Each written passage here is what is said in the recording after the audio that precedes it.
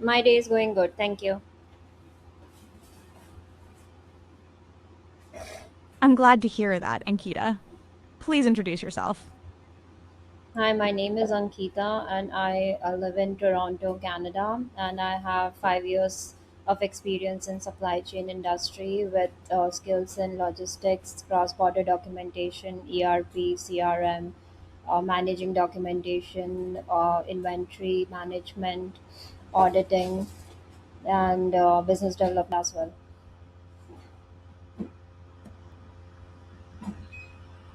Thanks. That's helpful context. When a Windows user reports they can't access a network share, what are your first three checks before escalating? My first three checks would be network connectivity and make sure user is connected to the correct network or VPN. Then I would verify the network share path and check whether the shared drive or server is reachable. Third, I would check the user's permission and credentials to make sure they actually have access to that folder. I would also try reconnecting or mapping the drive again. If those checks don't resolve it, I would document what I tested and escalate it to appropriate team.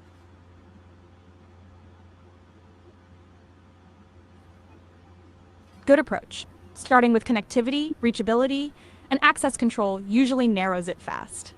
How would you quickly distinguish a DNS slash name Tor solution issue from an SMB slash permissions issue in this scenario? I'd first try accessing the share using server's IP address instead of its host name. If it works by IP but not by host name, that points to a DNS or name resolution issue. And I would verify with something like NSLOOKUP. If neither works, I would check connectivity and whether SMB is reachable. If the server and share are reachable but the user gets an access denied message, then I would focus on their credentials, share permissions, and NTFS permissions.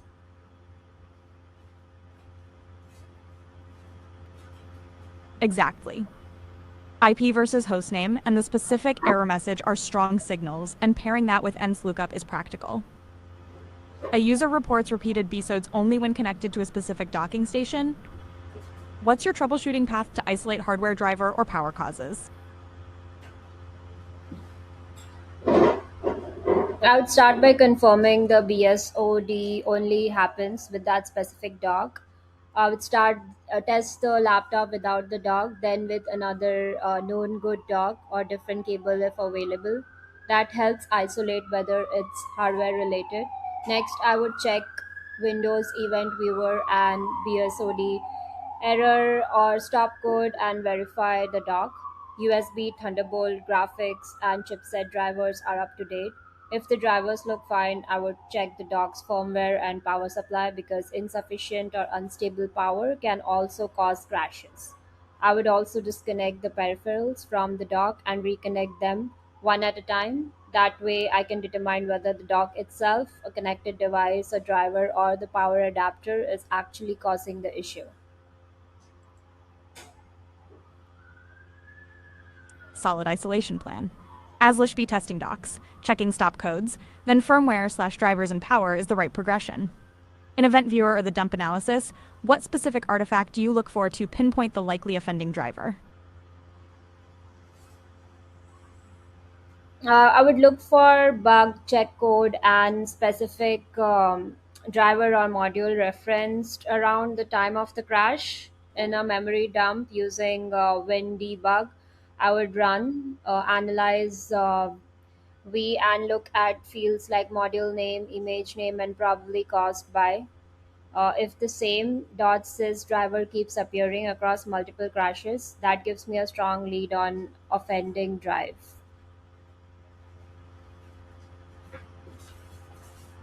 Yes. Bug check details plus the recurring .sys and probably caused by slash module listings is usually the best lead. Walk me through how you'd handle a laptop that intermittently fails to boot, alternating between no pust and no boot device found. I would treat those as potentially two related hardware symptoms and start with the basics. For the no post issue, I would disconnect peripherals and the dock, verify the charger and power source, and perform a power reset. I would also look for diagnostic LEDs or beep codes. When it does post but shows no boot device found, I would enter BIOS UEFI and check whether the SSD is consistently detected and whether the boot order is correct. If the SSD sometimes disappears from BIOS, that strongly suggests a loose connection or failing SSD rather than a Windows issue. I would reseat the SSD and RAM where appropriate, run the manufacturer's hardware diagnostics, and check the SSD health. If possible, I would test with a known good SSD or component. I would also protect or back up the user's data as soon as the system becomes accessible because intermittent hardware failure can get worse. That's a thorough isolation flow, especially checking BIOS detection consistency and prioritizing data protection when failures are intermittent on macOS. How would you diagnose a user saying VPN connects, but internal sites don't load while general internet works?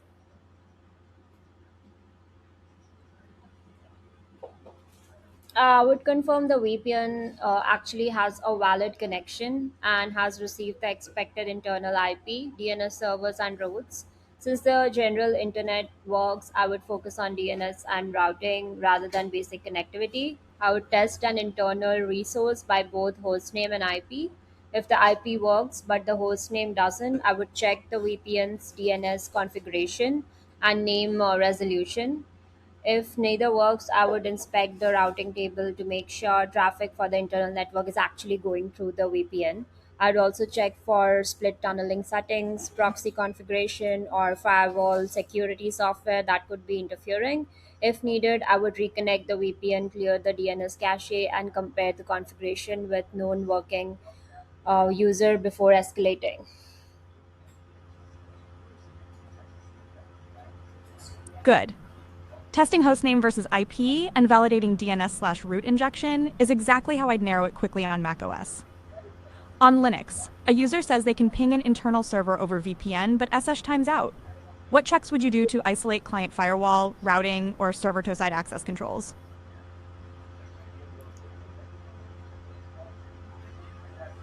I would first confirm the VPN route to the server using IP route or traceroute. Since ping works, I know there's basic network connectivity, but that doesn't necessarily mean TCP port 22 is reachable. Next, I would test the SSH port using something like NCVZ server IP22. If port 22 times out, I would check the Linux client firewall such as UFW or IP tables, and make sure nothing locally is blocking the connection. If the client side looks good, I would check server side whether the SSH service is running and listening on port 22, whether the server firewall allows my VPN subnet, and whether there are access controls or security rules restricting my IP or user. That would help me determine whether it's routing, a firewall issue, or server side restriction. Nice. Separating ICMP reachability from TCP/2 to invalidating with NC plus client/server firewall checks is the right approach. In a mixed Windows/M, A/C, OS/Linux environment, how do you standardize certificate deployment for Wi-Fi 8.0.2? 1. X so users get consistent auth without manual error-prone steps.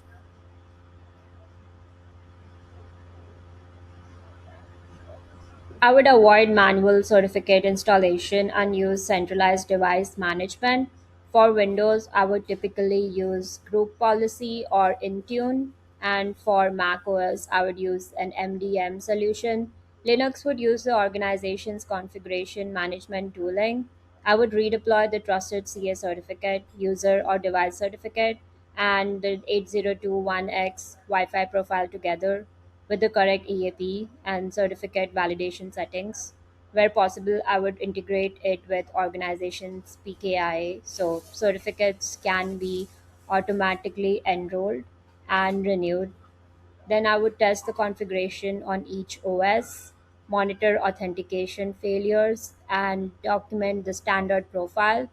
That gives users a consistent Wi Fi experience without having to manually install certificates or configure security settings themselves.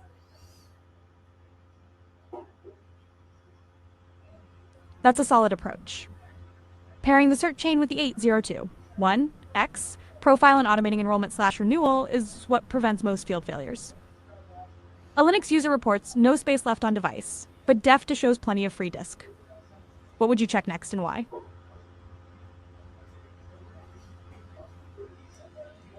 I would check inode usage next with DFI.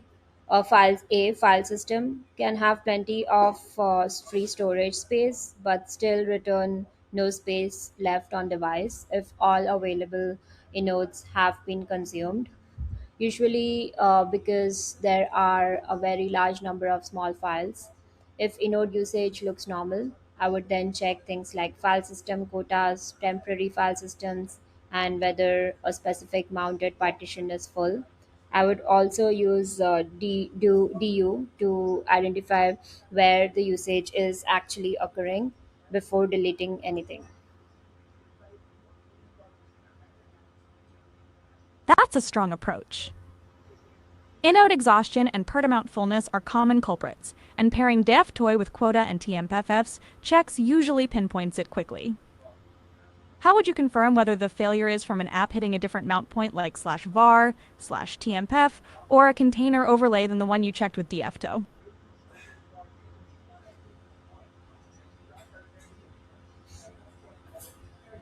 I would identify the exact path the application is trying to write to, then check which file system backs that path using df2h path or find MNT. I would check VAR, TMP, and any container storage separately rather than relying on the overall disk usage. For containers, I would inspect Docker or relevant container runtime storage, especially the overlay file system and volumes. I would also run df2I on the affected mount to rule out inode exhaustion. That tells me whether the application is actually hitting a full or restricted file system. Good. Mapping the exact right path to its backing mount, including overlay/volumes, is the right way to avoid chasing the wrong file system. When DNS resolution fails for some users but works for others on the same subnet, what's your step-by-toe-step approach to isolate client, DHCP, or DNS server misconfiguration?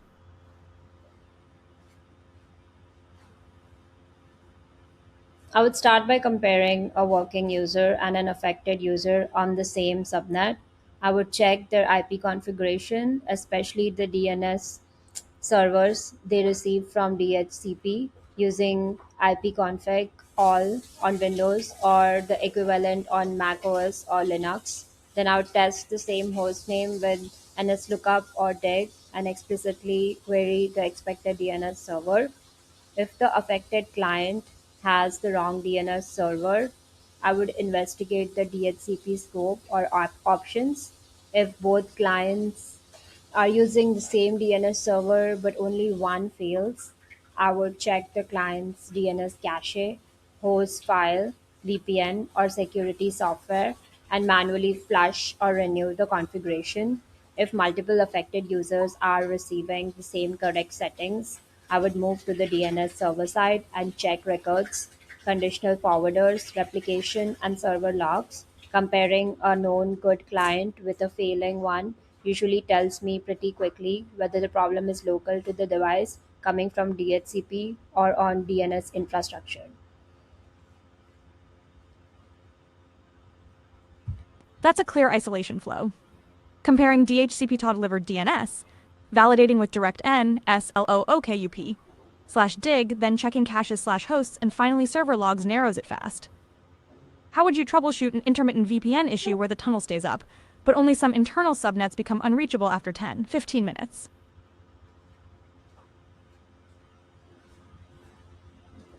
I would first check whether the VPN routes change when the issue starts. I would capture the routing table immediately after connecting and compare it with the routing table 10-15 minutes later when those subnets become unreachable. Then I would test the affected subnet by IP to separate routing from DNS and use trace route to see where the traffic stops. I would also look for overlapping local and VPN subnets, split tunnel configuration, route expiration, or DHCP network changes on the client. If the client routes remain correct, I would check VPN gateway logs, firewall rules, session timeouts, and whether routes are being withdrawn or access policies are changing. The fact that only certain subnets fail after a predictable amount of time would make me particularly interested in route or session time behavior.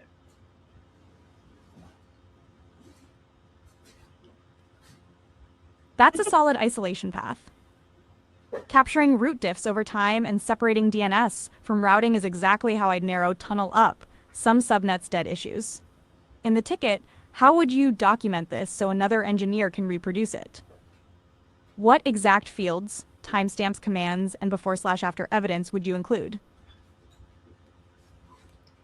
Can you repeat the last line, please? In the ticket, how would you document this so another engineer can reproduce it? What exact fields, timestamps, commands, and before slash after evidence would you include?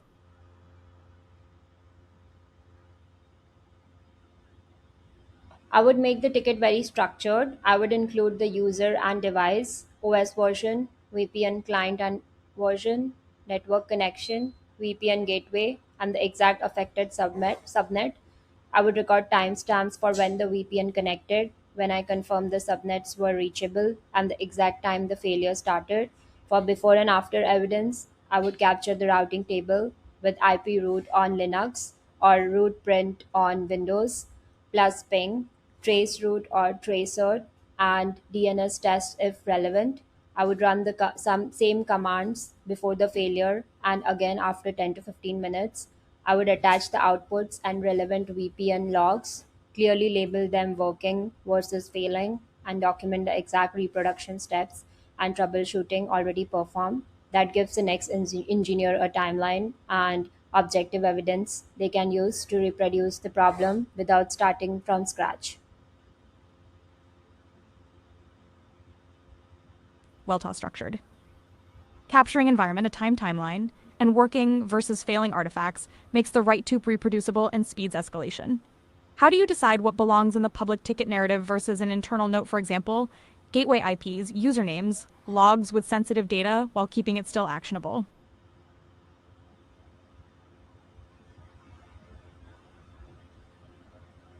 I would follow the principle of minimum necessary information. In the public ticket, I would include what the user and support team need to understand the issue, symptoms, affected service, general environment, timestamps, reproduction steps, and troubleshooting performed. Anything sensitive like full gateway IPs, username, internal host names, authentication details, or raw logs containing tokens or personal information, I would either redact or keep for in access control internal node. For example, the public ticket might say VPN gateway reachable, but routes to the two internal subnets disappear after 15 minutes, while the internal node contains the exact IPs, sanitized command outputs, and detailed logs that keep the ticket actionable without unnecessarily exposing sensitive infrastructure or user data.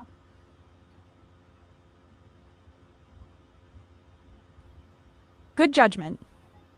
Separating actionable context from sensitive identifiers, and redacting slash T OKENIZING logs is key for compliance without losing diagnostic value. When you resolve a recurring issue, how do you turn the ticket into a reusable KB slash run book entry? And what acceptance criteria do you use before publishing it?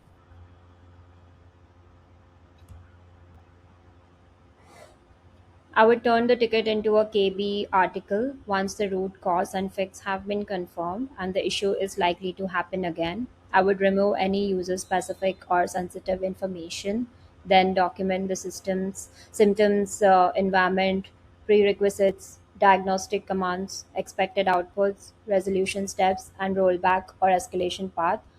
Before publishing, my acceptance criteria would be that the steps are repeatable, technically accurate, secure, and understandable by another technician who wasn't involved in the original issue. Ideally, I would have someone else test the runbook on a similar system to confirm it actually works. I would also make sure there are no credentials, tokens, personal information, or unnecessary internal details included. And I would add an owner and review date so the article can be updated when the environment changes. Strong. Peer validation, repeatability, and a review cadence are exactly what keeps KBs from rotting, and your security checks are spot on.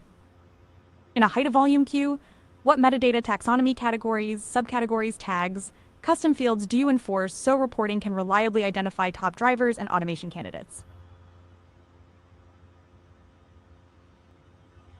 I would keep the taxonomy standardized and simple enough that agents actually use it consistently.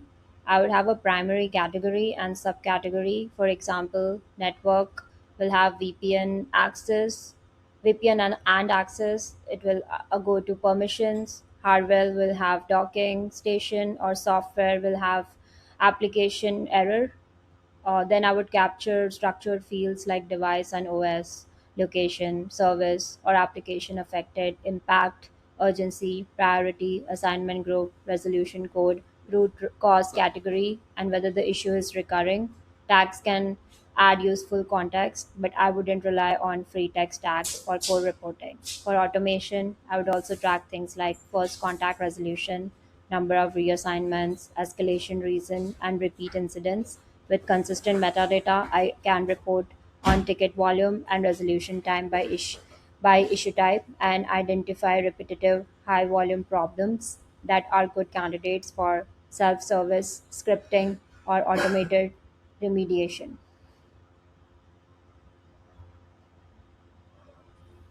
Thank you for your time today. It was a pleasure speaking with you. To successfully record and share the interview with the hiring manager for this position, please say save interview and it will be successfully uploaded.